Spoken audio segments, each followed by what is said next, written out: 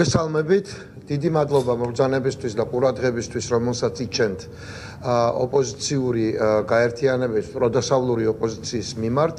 ჩვენ შეკრებილი ვართ აქ ადამიანები, რომლებიც ვიბრძვით საქართველოს უკეთესი მომავლისთვის, ევროპული მომავლისთვის და ვახორციელებთ იმ ფუნქციას, რასაც ქვია საქართველოს ინტერესებში მოქმედება, მათ შორის დღეს პირველად მივდივართ საუბრობთ იმ მიმართულებაზე, რასაც ქვია არაღიარების პოლიტიკა.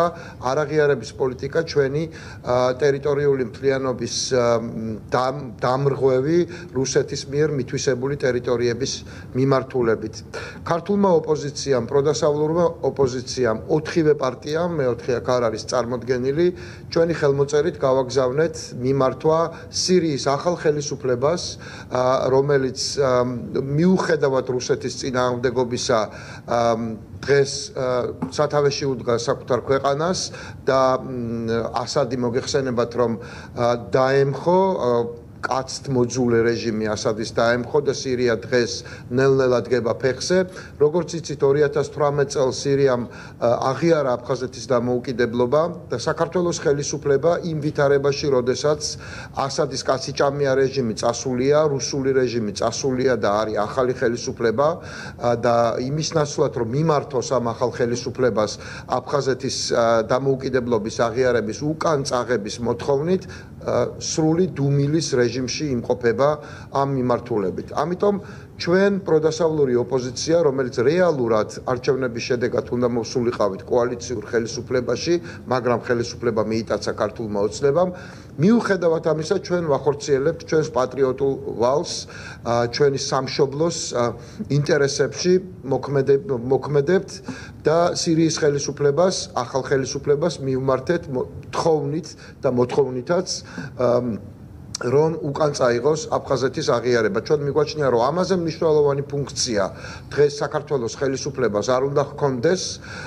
მაგრამ პრაქტიკულად რუსული ხელისუფლების პირობებში ეს შეუძლებელია, როგორც ხედავთ, ამიტომ ოპოზიცია, როგორც პასუხისმგებლიანი და ხალხის ინტერესების გამომხატველი ძალა, ერთიანად 4-ვენი მივმართავთ სირიის ახალ ხელისუფლებას ამ უმნიშვნელოვანესი ისტორიული გადაწყვეტილების, ჩვენთვის უმნიშვნელოვანესი ისტორიული გადაწყვეტილების მისაღებად.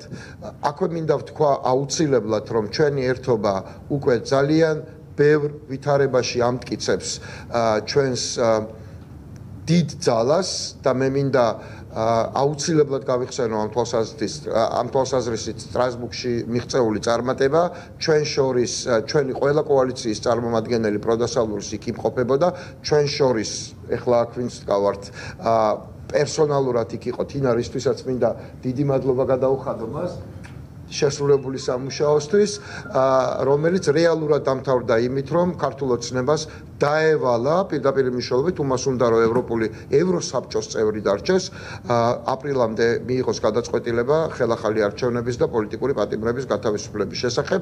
რაკიღა პოლიტიკურ პატიმრებს შევეხე, მინდა აქვე ვთქვა თავისუფლება მზიას, რომელიც მე-20 დღეაში მშილობს, თავისუფლება ბატონ ქათამაძეს, რომელიც მე-15 დღეაში მშილობს და ყველა პოლიტპატიმარს, რომელიც არის ამ რეჟიმის მძევალი. თავისუფლება ამ ხალხს და ცეცხლი ოლიგარქიას. მოგესალმებით, მართლაც ძალიან მნიშვნელოვანია, რომ საქართველოს პოლიტიკურ დემოკრატიულ ძალებს შეუძლიათ ერთიანობის დემონსტრირება ქვეყნისთვის ყველა მნიშვნელოვან საკითხზე. იქნება ეს დიდი გამარჯვება, რომელიც საქართველომ მოიპოვა სტრასბურგში, სადაც დამარცხდა ოლიგარქია, დამარცხდა ივანიშვილის რუსული რეჟიმი და მისი ემისრები და გაიმარჯვა საქართველომ, გაიმარჯვა საქართველოს სიმართლემ, თავისუფლებამ და დამოუკიდებლობამ, ისევე როგორც ჩვენი ქვეყნის ოკუპირებული რეგიონების არაღიარების პოლიტიკის გამტკიცებაზე, საზოგადოება მინდა იცოდეს, რომ საქართველოს დემოკრატიული პოლიტიკური ძალები იმუშავებენ ყოველთვის ერთად. და დიახ, როდესაც ჩვენ ვართ ერთად, ჩვენ ვამარცხებთ რუსეთს. ჩვენ დავამარცხეთ რუსეთი სტრასბურგში და ჩვენ დავამარცხებთ რუსებს აქ, საქართველოში, როდესაც დავასრულებთ ივანიშვილის რუსულ რეჟიმს. როგორც ნიკამ აღნიშნა, ჩვენ მივმართეთ სირიის ახალ ხელისუფლებას, იმ პოლიტიკურ ძალას, რომელმაც შეძლო ხალხის მხარდაჭერით გაეძევებინა ასადის მრავალი ათწლეულის განმავლობაში გამეფებული სისხლიანი დიქტატურა, რაც არის კიდევ ერთი დასტური იმის, რომ რუსეთი მარცხდება ყველგან, რომ რუსეთი ისეთი სუსტია, როგორც არასდროს, რუსეთი დამარცხდა სირიაში, დამარცხდა მოლდოვაში, დამარცხდა რუმინეთში, აუცილებლად დამარცხდება უკრაინაში და აუცილებლად დამარცხდება საქართველოში. ჩვენ ასევე გვაქვს მუდმივი კონტაქტი ჩვენ საერთაშორისო პარტნიორებთან, იქნება ეს ამერიკის შეერთებული შტატები, დიდი ბრიტანეთი, უკრაინა თუ სხვა სახელმწიფოები, რომლებიც ახლა ამყარებენ დიპლომატიურ კავშირებს სირიის ახალ ხელისუფლებასთან, იმისთვის რომ განვამტკიცოთ საქართველოს ოკუპირებული რეგიონების არაღიარების პოლიტიკა. და ნაცვლად იმისა, რომ დღეს ეს ანტიეროვნული მტრის ინტერესში მომუშავე ხელისუფლება მუშაობდეს ქვეყნის ტერიტორიების არაღიარების პოლიტიკის გამტკიცებაზე, ვხედავთ, რომ პირიქით მათი არაღიარების პოლიტიკა მტკიცდება და მძიმდება ყოველდღიურად საერთაშორისო ასპარეზზე, სადაც რუსულ არალეგიტიმურ ხელისუფლებას, რომელმაც არჩევნების ნაცვლად ჩაატარა რუსული სპეცოპერაცია, საერთაშორისო აღიარება არ აქვს. მადლობა პარტნიორებს იმისთვის, რომ ჩვენ შეგვიძლია ქვეყნის ინტერესში ერთობლივი მუშაობა და კიდევ ერთხელ ხაზი მინდა გაუსვა, რომ ეს წერილი ნამდვილად არის 4-ვე კოალიციის მხრიდან. და ბოლოს, ბოდიშ ბატონ ბადრი, მე ყველა სატელევიზიო კომუნიკაცია, აწი რა თემაზეც არ უნდა იყოს, მინდა დავასრულო ამ სიტყვებით. თავისუფლება მზია ამაღლობელს, ადამიანი რომელიც 20 დღეა შიმშილობს, რომლის სახელმაც არაერთხელ გაიჟღერა სტრასბურგში და რომელიც დაუყოვნებლივ უნდა გათავისუფლდეს ყველა სხვა პოლიტპატიმართან ერთად. იქნება ეს პრეზიდენტი სააკაშვილი, იქნებიან ეს ახალგაზრდები, რომლებიც რეჟიმმა დაატყვევა მხოლოდ იმიტომ, რომ იცავენ ევროპულ მომავალს, თუ სხვები. თავისუფლება პოლიტპატიმრებს.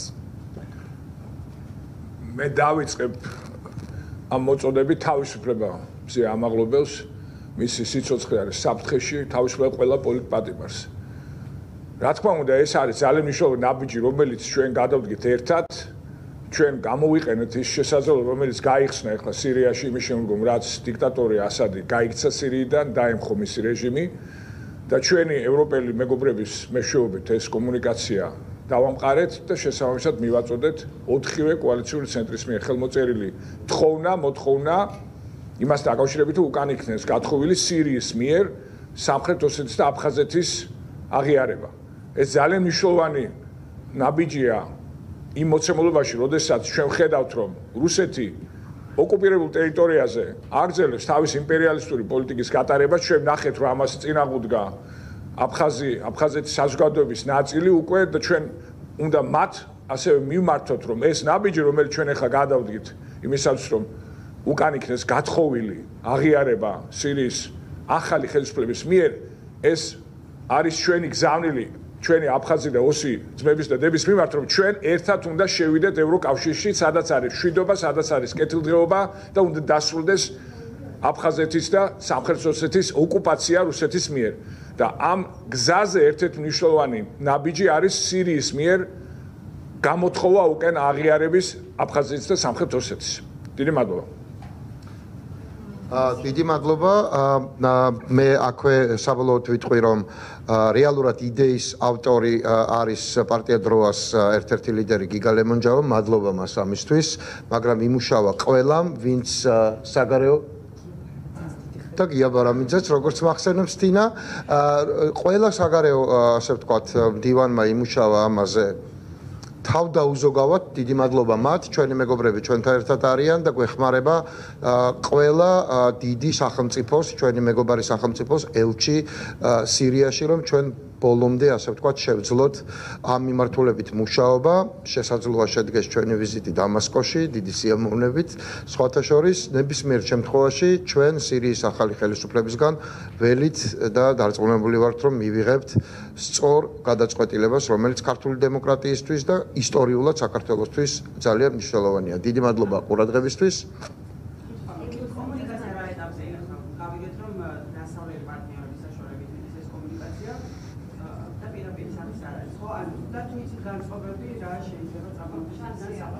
ანუ მესიჯი მიტანილია სირიის ახალ ხელისუფლებამდე და განწყობა რამდენადაც ჩვენთვის ამ ეტაპზე ცნობილია არის სრულიად პოზიტიური და კეთილგანწყობილია ამ მიმართულებით ყველა. და ძალიან გვეხმარება ყველა ჩვენი ასე ვთქვათ პარტნიორი დასავლელი და ასევე უკრაინელი პარტნიორები. ჩვენ არ გამოვირჩევთ რომ დამასკოში ვიზიტი გახდეს საჭირო და ამას გავაკეთებთ. ქართული ოცნების როლი მთელს ამ პროცესში არის ნეგატიური. ვერსად ვერ ვხედავ, ეს არის არალეგიტიმური ხელისუფლება, რომელმაც მიიტაცა და კონსტიტუციური გადატრიალება მოაწყო ამ ქვეყანაში.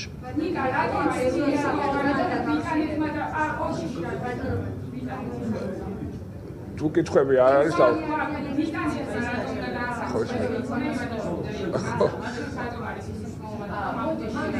არა ეს უკვე სხვა თემა მეგონი ეს უკვე სხვა თემები. კი ბატონო. კარგი, მადლობა.